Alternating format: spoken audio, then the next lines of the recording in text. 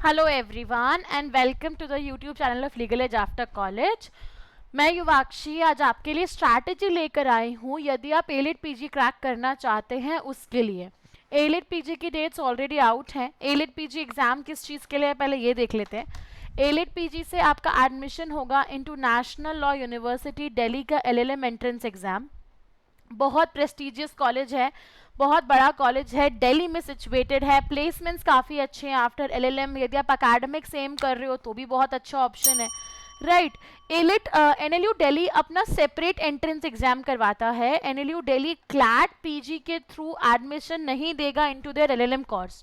तो यदि आप इसका 1 ईयर एलएलएम परस्यू करना चाहते हो नेशनल यूनिवर्सिटी दिल्ली का, तो आपको एलिट पीजी में रजिस्टर कराना पड़ेगा, एलिट पीजी को क्रैक करना पड़ेगा।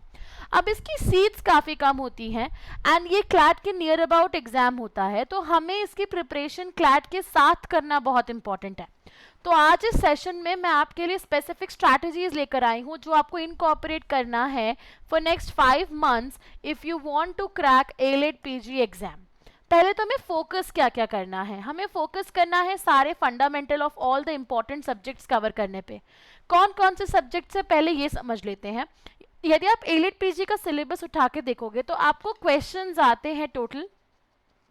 एलिट पीजी का भी एग्जाम ड्यूरेशन जो है वो 2 आवर तक एक्सटीड कर दिया है, 120 मिनट्स। पहले ये 90 मिनट्स का पेपर होता था, अब इसको वो बढ़ा दिया है टू 120 मिनट्स बेसिकली। तो ये अच्छी बात है कि अब हमारे पास 2 आवर्स हैं क्वेश्चंस को अटेम्प्ट करने के लिए। टोटल 100 क्वेश्चंस आते हैं पेपर में। उसमें हमारे पास लीगल रीजनिंग का सेक्शन आता है जहाँ से आपको लॉ सब्जेक्ट्स पे बेस्ड क्वेश्चंस पूछे जाते हैं। लास्ट ईयर का पेपर उठा के देखोगे तो पैसेज आया है, उस पर बेस्ड क्वेश्चन आया है, डायरेक्ट क्वेश्चंस आए हैं स्पेसिफिकली। तो ये बहुत इंपॉर्टेंट एरिया है जहाँ से आपसे एग्जाम में डेफिनेटली क्वेश्चन पूछा जाता है। वो मेजर सब्जेक्ट्स क्या है जहाँ से आपसे क्वेश्चन पूछा जा रहा है। मेजर सब्जेक्ट्स है कॉन्स्टिट्यूशन, इससे तो 100% क्वेश्चन आता है। क्रिमिनल लॉज में पहले हम IPC, CrPC, evidence act cover करते थे। अब हमारे लिए सारे ही नए क्रिमिनल लॉज बहुत इंपॉर्टेंट है। बीएनएस, बीएनएसएस, भारतीय साक्ष्य अधिनियम, BSA, all these criminal laws have become very important for you. Then we have jurisprudence से भी questions आते हैं। कॉन्ट्रैक्ट एक्ट, फैमिली एक्ट, ये 5 हमारे थोड़े से मेजर सब्जेक्ट्स हो जाते हैं जहाँ से आपसे एग्जाम के अंदर क्वेश्चन पूछा जा रहा है। इसके अलावा हमारे पास list of some minor subjects हैं जैसे कि टॉर्ट्स हो गया, एनवायरमेंटल लॉ हो गया, एडमिनिस्ट्रेटिव लॉ हो गया, public international law, transfer of property act, company law, tax law, labour law. ये जो बचे हुए हमारे मिसलेनियस सब्जेक्ट्स हैं ये पेपर का 20 to 30% कंट्रीब्यूट करते हैं। बाकी जो हमारे ऊपर के मेजर सब्जेक्ट्स थे वो हमारा 70 to 80% कंट्रीब्यूट करते हैं पेपर में। तो अब मुझे मेरी स्ट्रैटेजी कैसे बनानी है। मुझे अपनी स्ट्रैटेजी इस तरीके से बनानी है कि मैं मजॉरिटी ऑफ जो मेरे सब्जेक्ट्स हैं, मुझे कवर तो सारे ही फंडामेंटल्स करने हैं but my focus should be on major law subjects. मुझे उनके फंडामेंटल्स कवर करने हैं बाय सितंबर। मेरा एम होना चाहिए कि मैं अगले 2 महीने के अंदर अंदर सारे सब्जेक्ट्स के फंडामेंटल्स को थॉरली कवर कर लूँगा। एक बहुत इंपॉर्टेंट बात होती है जब हम प्रिपरेशन करते हैं ऐसे एग्जाम्स की, तो एक बहुत इंपॉर्टेंट बात सामने आती है कि क्या पढ़ना है क्या नहीं पढ़ना है, ये फिगर आउट करना बहुत इंपॉर्टेंट हो जाता है। तो यहाँ पर भी जब हम एलिट या क्लैट पी जैसे पेपर्स की तैयारी कर रहे हैं तो ये फिगर आउट करना बहुत इंपॉर्टेंट है कि हम क्या कवर कर रहे हैं और क्या कवर नहीं कर रहे हैं। तो हमको फंडामेंटल स्क्रीन आउट करना बहुत ज़रूरी होता है। देन लीगल अपडेट्स पढ़ना बहुत इंपॉर्टेंट है क्योंकि जो क्वेश्चंस आपको एलिट पीजी में आ रहे हैं वो कहीं ना कहीं आउट ऑफ द ब्लू नहीं आ रहे हैं। जो लीगल अपडेट्स, जो रीसेंट केस लॉज हो रहे हैं रिकरेंटली इन द ईयर, वो सब घुमा फिराकर उन टॉपिक्स पे बेस्ड आपसे क्वेश्चंस पूछ रहे हैं। तो कहीं ना कहीं ट्रेस बैक करने के लिए कि आपसे एलिट क्या पूछ सकता है, क्या टेस्ट कर सकता है, उसके लिए रीसेंट केस लॉज भी कवर करना ज़रूरी है और लीगल अपडेट्स भी और थोड़ा बहुत लीगल जीके भी। एक कैच जो मुझे मेरी स्ट्रैटेजी में इनकॉर्पोरेट करना है एलिट के लिए इन एडिशन टू क्लैट, क्योंकि नेचुरल सी बात है यदि बच्चा प्रिपेयर कर रहा है तो वो क्लैट और एलिट दोनों देना ही चाहेगा। नहीं भी तो क्लैट तो आप दोगे ही अलोंग एलिट, राइट। एक बार को आप क्लैट दे रहे हो, आप एलिट स्किप कर रहे हो, ये हो सकता है। बट यदि आप एलिट में अपियर कर रहे हो तो आप फॉर श्योर क्लैट में तो अपियर करने वाले ही हो, इसमें कोई डाउट नहीं है।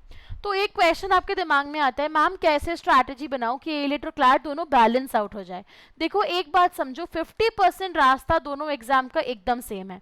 मुझे फंडामेंटल्स तो क्लैट के लिए भी कवर करने हैं, मुझे फंडामेंटल्स तो एलिट के लिए भी कवर करने हैं। तो मुझे एलिट के लिए क्या अलग करना है, मुझे पैटर्न ऑफ क्वेश्चन समझना है।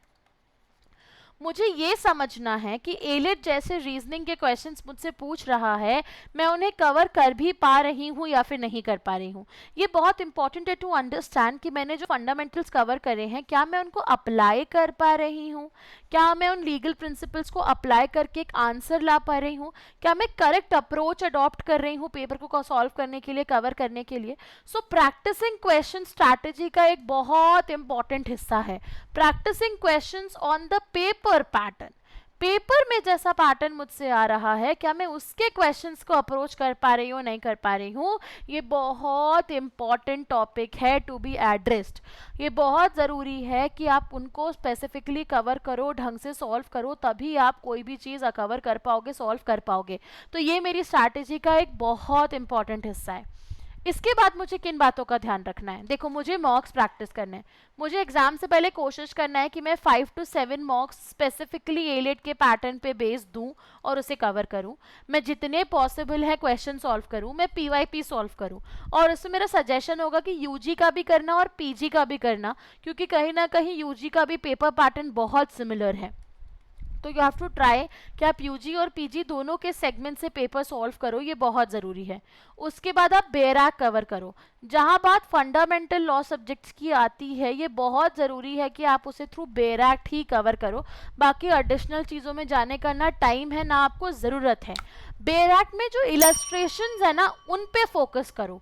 ये बहुत ज़रूरी है कि आप बेराक में गिवन इलस्ट्रेशंस पे फोकस करो, क्योंकि ऐसे क्वेश्चंस का की जगह जो है फ्रेमिंग का, वो है इलस्ट्रेशंस ऑन द बेराक।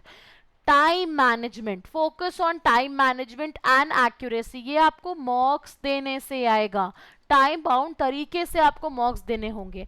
इन चीज़ों को यदि आप इनकॉर्पोरेट करते हो for next 5 months in your preparation journey, AILET में बहुत अच्छी रैंक दूर नहीं है यार। तो if you want to prepare it, if you want to crack AILET PG, incorporate these pointers in your preparation journey and you will be definitely able to crack ALET PG in the month of December.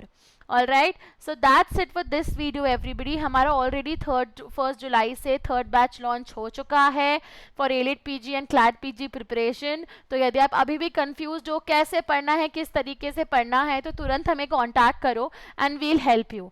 Alright, so you can join our ongoing batch also जो कि 1st जुलाई से start हुआ है. That's it for this video everybody. All the best and take care.